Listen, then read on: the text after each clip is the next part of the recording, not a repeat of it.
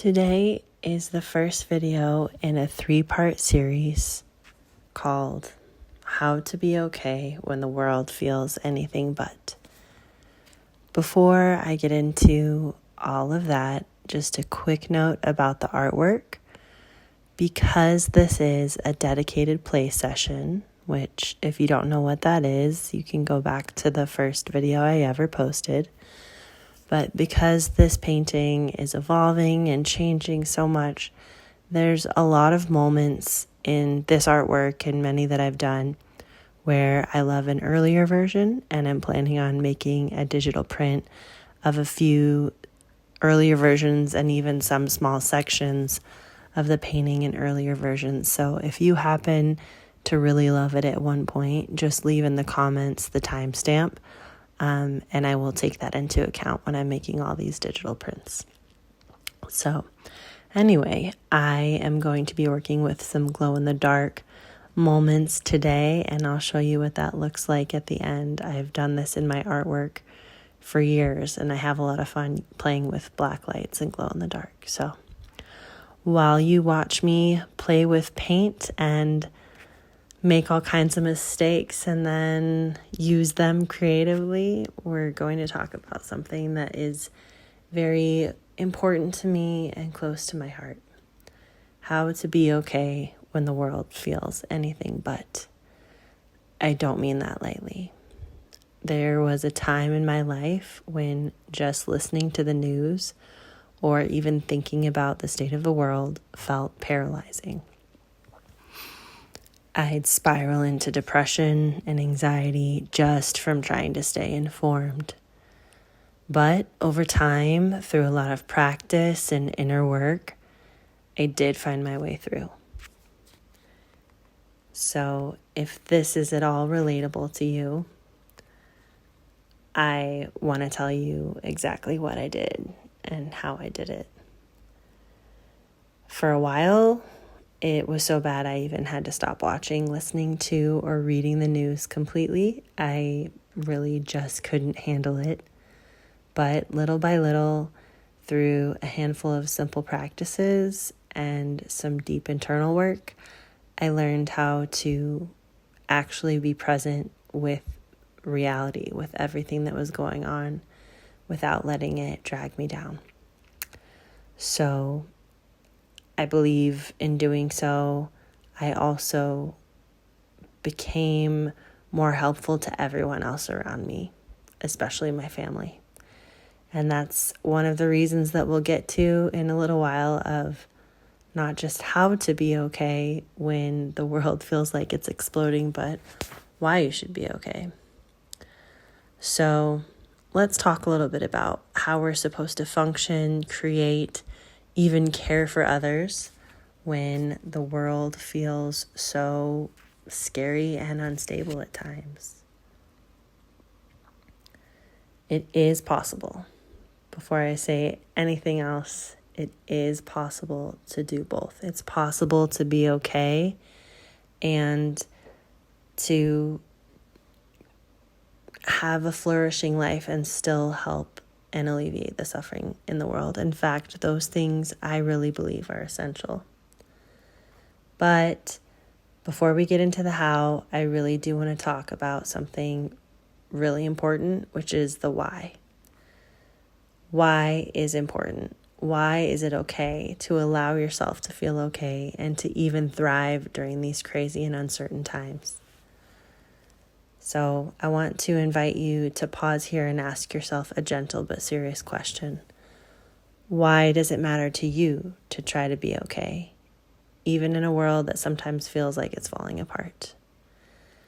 Your answer might be different from mine. If you feel called to, I'd love for you to share what your answer is in the comments. But I will share my very personal journey surrounding this.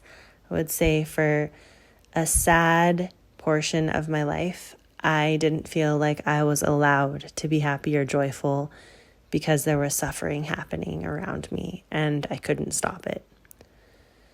Somewhere in my subconscious, I carried this belief that if others were suffering, then I didn't deserve to feel good and enjoy my own life. It wasn't a conscious thought. It just showed up as this constant heaviness, this guilt I couldn't name. And maybe you can relate. So, along with asking yourself why being okay matters to you, you might also want to ask yourself, do I believe I'm allowed to feel joy even when others are hurting? Do I believe I'm allowed to enjoy my life? And where did those beliefs come from? If something inside you stirred or shifted when I said that, I definitely encourage you to pause the video and either journal about it for a few minutes or call someone you trust and talk about it, because this realization alone can open a door. So here's why I believe it's so important to be okay even when the world isn't. The first reason is because you matter. You matter. You deserve to enjoy your life. You deserve to be healthy on every level, to have your needs met, and to experience laughter and joy every single day. Life can feel wonderful, and you are allowed to experience it as such. And reason number 2 is because you can't help others when you're not okay. And this goes from everyone from your family, to your friends, to the people in your community, and the entire world. You'd be surprised the difference we can make if collectively we started feeling good. I really believe the world would change if we all were able to get to a place where we were regulated.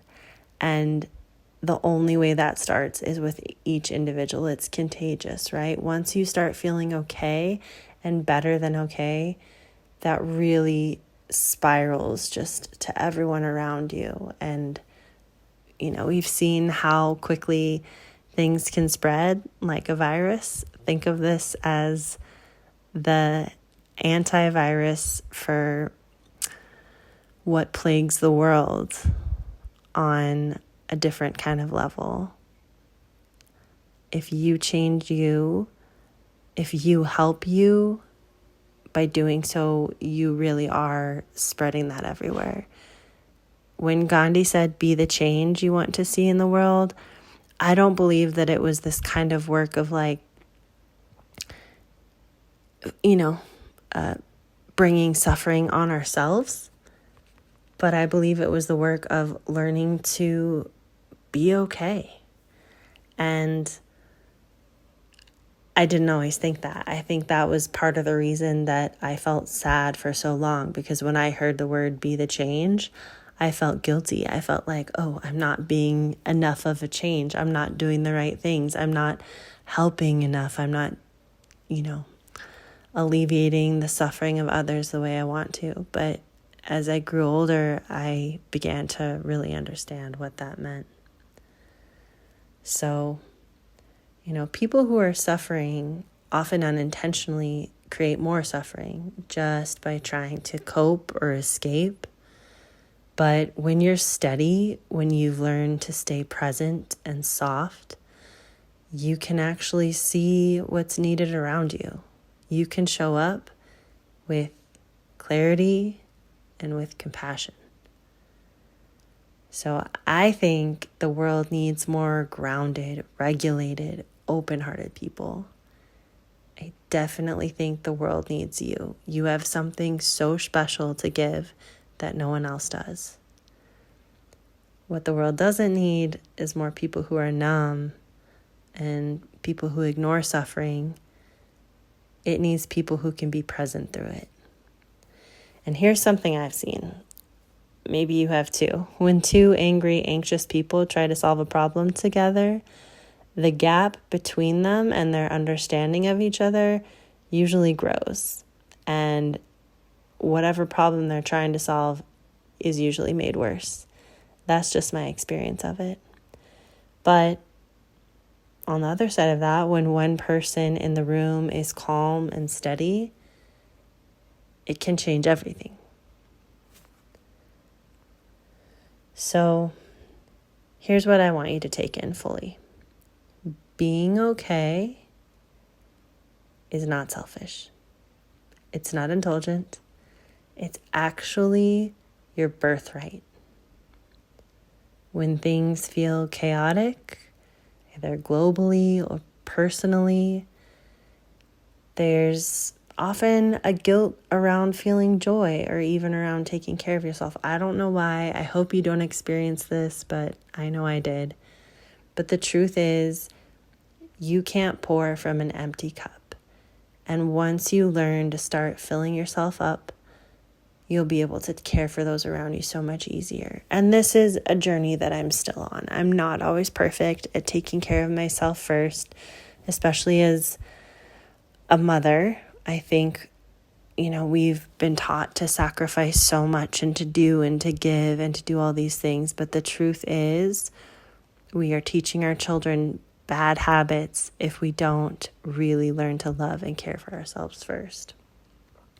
So even if you're not a mother, just think about how it's impacting the people around you when you neglect yourself. And being okay doesn't mean being cheerful or perfect. It just means being resourced enough to respond instead of react. It means having a nervous system that's regulated enough to choose how you show up. So before we get into some really helpful tools and creative practices in the next episodes, today I just want to start here with you, with your self-care, with your body, taking care of your body, this wonderful gift that you have. Learning to love your body, learning to love yourself by meeting your most basic needs well. So when the world feels overwhelming, basic self-care can actually really be your anchor. You can always come back to it. Think of it as your home base. So you can start with some gentle questions to check in with yourself. Did you eat something nourishing today? Did you drink enough water? Did you move your body in a way that felt kind and helped you process anything you've been feeling? Did you step outside even just for a few breaths of fresh air? Did you spend time in nature? These things, they're not small. In fact, I'd argue that they're essential. And, if you forget or you fall off track, it's okay. Just come back gently. Make this a new practice. Because this checklist is so much more than a checklist. It's a signal to your body, to your whole being, that you're safe and you matter. And when you feel safe and when you feel that you matter, suddenly you can listen without taking things personally. Suddenly you can help people who are suffering instead of trying to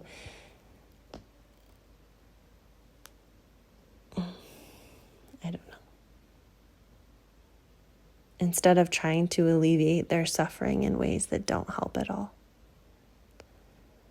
So sometimes being okay just means you get out of bed and you drink some water.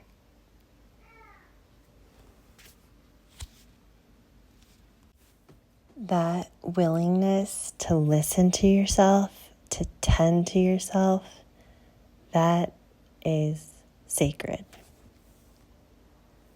So this week, I invite you to come back to yourself in a new way. Come back to your body, nourish yourself.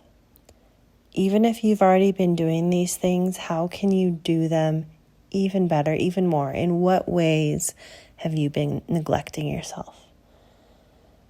Can you love yourself enough to meet your own needs in a really spectacular way this week? So, next week, I'd love for you to let me know. How do you feel? Did you see a change in yourself? Do you feel a little more at ease? And if not, you can let me know too. Let me know if you met any challenges. So next video, we'll move a little deeper into tools that I love that are going to sound simple now, but when we really look at them and delve into them and see what kind of writing is out there on these things and learn how to do them better, really, really well, it's extremely transformative. I'm really excited to share. So I'm sending you so much love, hoping that you have a spectacular week, and I look forward to spending time with you again.